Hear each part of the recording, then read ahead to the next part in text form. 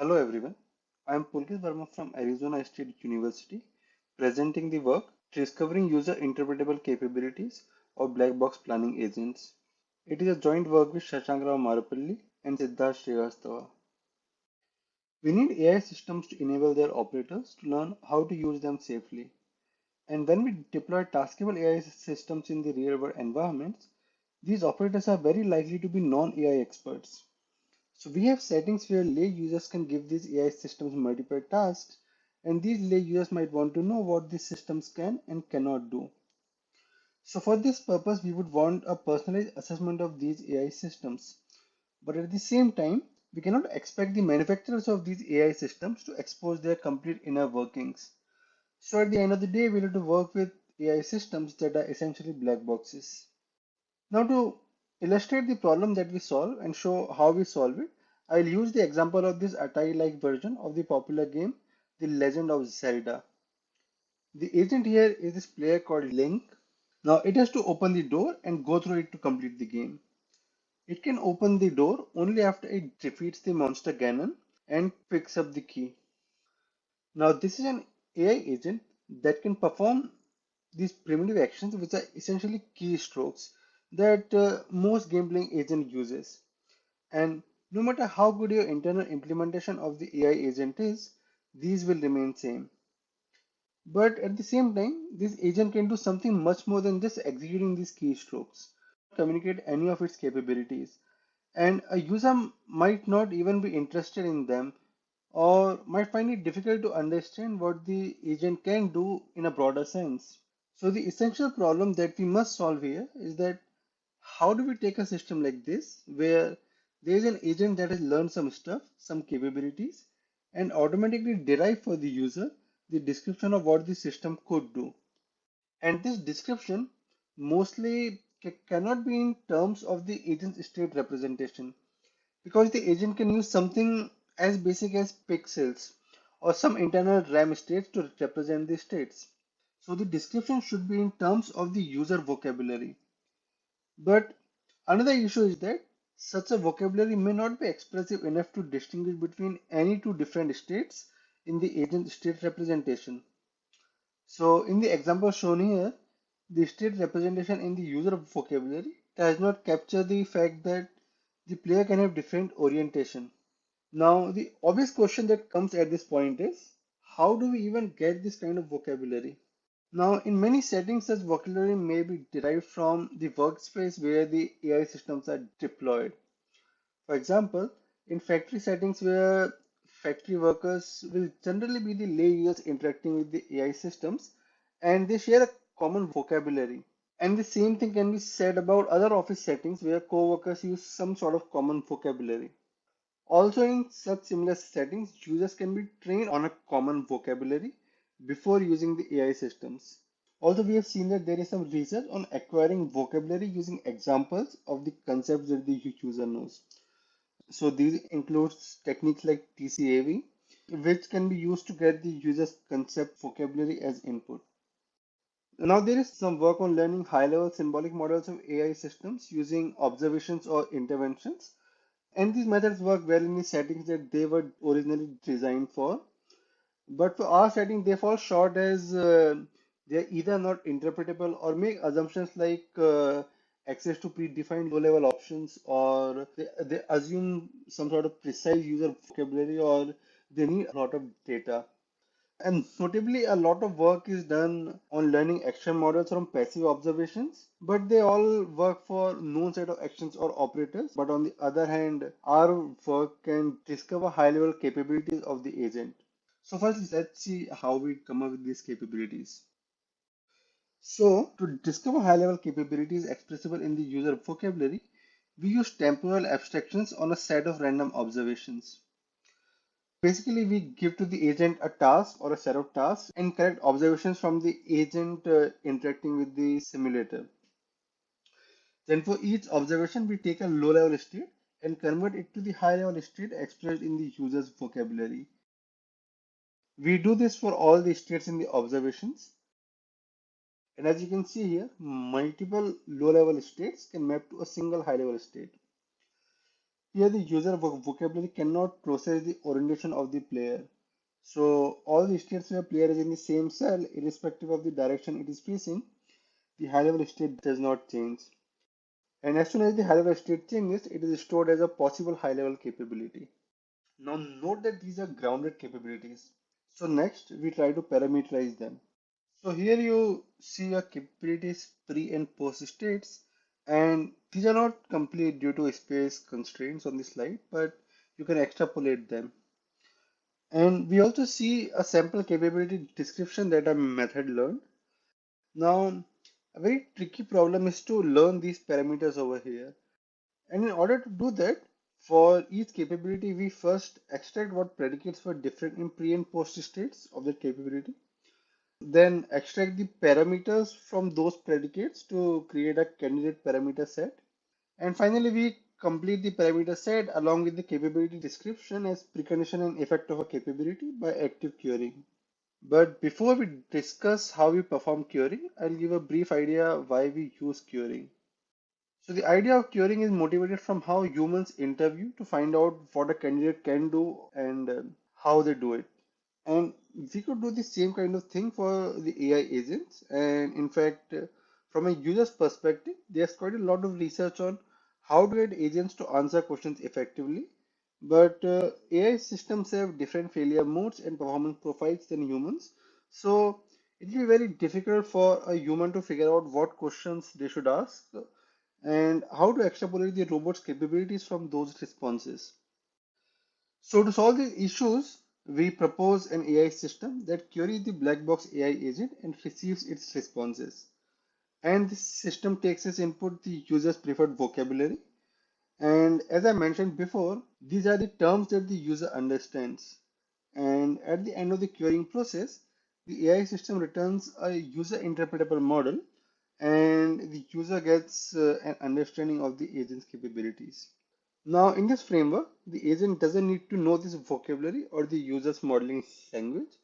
And this paradigm assumes the black box AI agent can be connected to a simulator which can help the agent in answering the queries. So now we have this high-level query generator that uses a query policy to generate the queries in the user vocabulary. And these queries have an initial state and a plan, and ask the agent what will happen if it executes the plan in the given initial state. The response to such queries include the length of the plan that can be executed successfully in the final state. More formally, a query can be viewed as a function which maps models to responses. And in our work, we use this query that I was just talking about called plan outcome queries that takes initial state and plan as input. Now the next logical question is, how do we generate these queries and how do we use them? So what we do is that we use the concept of abstractions. We take two abstract models and generate queries such that their responses can help in distinguishing between these abstract models. I will now walk you through an example of how this whole query process works. Now consider the model that is shown here on the right. It has a single action pickup and two predicates, handEmpty and onTable. And each predicate can appear in two locations, precondition and effect. And here plus, minus and empty shows that we do not know how that predicate appears in a particular location. So we name each predicate action location combination as n1, n2 and so on, as we have shown here. We now start with the most abstracted model possible, that is shown here with the green circle. So basically we do not know how any predicate appears in any actions precondition or effect. That's why we have this plus, minus and empty in front of all the predicates. Now we can go ahead with concretization using any one of them at a time. You can choose to define them in any order. For this example, we'll go in the order from n1 to n4.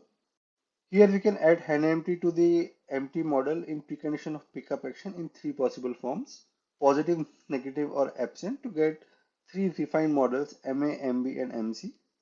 We then pick two of them at a time in some random order and generate a query that can distinguish between these two models based on their responses.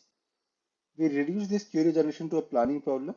I will not go into detail of how that's done here, but for now let's assume that it's possible. You can read our paper for more details. So now we pose this query to the agent, which responds using its internal model or a simulator, and we check the consistency of the responses of the two models with that of the agent. And based on this, we can reject one or even both of them. For now, let's assume M's response was not consistent with that of the agent. So we go ahead and prune that. And then take the other two models and generate a new query and do the whole process all over again. Note that at least one of these models will always be consistent with the agent because that would correspond to the correct model of the agent. So at an abstracted node, when we prune out a model, like in this example, we prune out MA, basically we also prune out a large class of models that would have been possible refinements of this model. And when we reach the most concretized node, we have just three models in most of the cases. So a key feature of the algorithm and the central idea of this approach is that we are generating queries and pruning out models at abstract levels. Hence, we keep the interactivity of the approach in check and end up asking less number of questions. Now that we saw how the algorithm works at a higher level, an important issue that must be addressed is that all the queries are in terms of initial state and the plans which use capabilities, but the agent doesn't understand them. To address this, we introduce a query refinement system that refines these queries into low-level queries that can be asked to the agent. And these refined queries are essentially state reachability queries that ask if the agent can reach from a state S1 to S2. Here, the states S1 and S2 are low-level states that the agent understands. Now, the response to such queries is a simple yes or no from the agent, saying that, okay, I can reach from state S1 to S2 or not. But another important question that we should answer here is, how do we even generate these queries from the plan or outcome queries that we were talking about until now? So this is how we do it. Remember that when we discovered the capabilities, we also learned a partial description for them. Now using these partial capability descriptions, we generate the high level intermediate states and we convert each pair of consecutive high level state pairs into low level state pairs, which essentially serve as state reachability queries of the form. Can you reach state S bar I from state S bar I minus 1? And finally, we combine the responses of all the state reachability queries to generate a response expected by the high-level query generator, which was of the form that I can execute the first L steps of the plan, and this is the state after executing them. So let's see how we generate that response. So for each state reachability query, the agent responds with a yes or no, depending on if it can reach the state S bar I from state S bar I minus 1. Now, if the agent answers yes to each state reachability query, the response sent to the high-level query generator is n, sn, showing that all n steps of the plan were executed successfully by the agent and the resulting state was sn.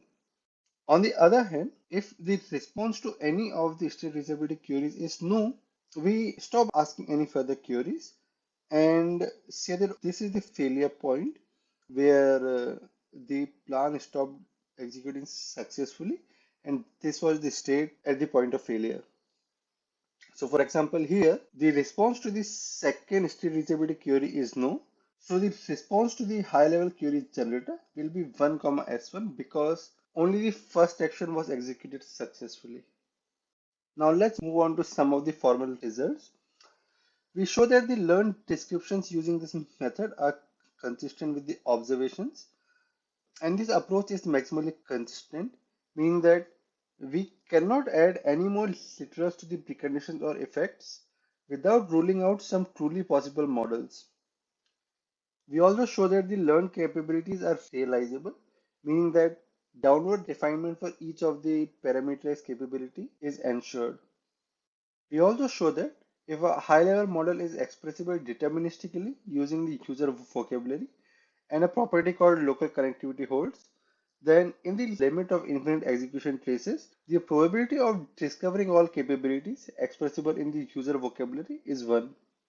We evaluated our method with two types of agents to investigate its applicability on agents using arbitrary internal planning and reasoning paradigms.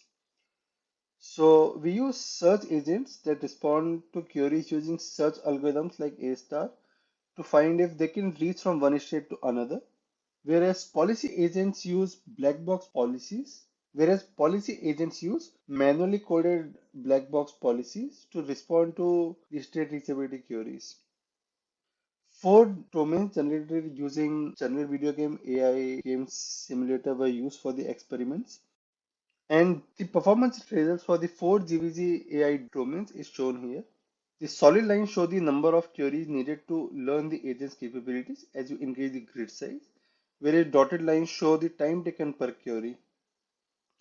Note that the policy agents take more queries to learn the agent model, but they take less time per query. And here is an example of the learn capability for the agent in Zeta domain. For example, here as you can see that after executing the capability, the position of the player has not changed. The monster is not at its previous location anymore. In fact, the monster is not alive anymore. And of course, the player is not next to the monster. Now the capability names that we learn are C1, C2 and so on. But as you can see here, we can possibly interpret that as defeat Ganon capability or defeat monster capability. And our method does not do this automatically. So we wanted to validate if these line descriptions make sense to just us or any user in general. So we conducted this user study where we hired 108 users and showed them the description of the game rules, and then we divided them into two groups of 54 each. Then to half of them we showed the description of the keystroke actions that the agent can take, and to the other half we showed them the description of the capabilities that our method has learned. And then we gave 5 tasks to all the participants and asked them 5 questions like this. So we have this initial state and a goal state and ask the participants to choose the correct sequence of actions or capabilities that the agent should take to reach the goal state. And these are the results for this study. As you can see, the users took much lesser time to answer all 5 questions when analyzing in terms of capabilities, and also the accuracy of their answers was more. Now, with that, here are a few takeaways. The proposed approach efficiently discovers capabilities of an agent in steps-like form in fully observable and deterministic settings, and it needs no prior knowledge of the agent model. It only requires an agent to have rudimentary query answering capabilities, and it learns a maximally consistent capability model accurately with a small number of queries. We also showed using a user study that the descriptions that we learn are actually interpretable. If you have any further questions, please feel free to drop me an email. I'm really sorry I'm not there in person to present this. Thank you.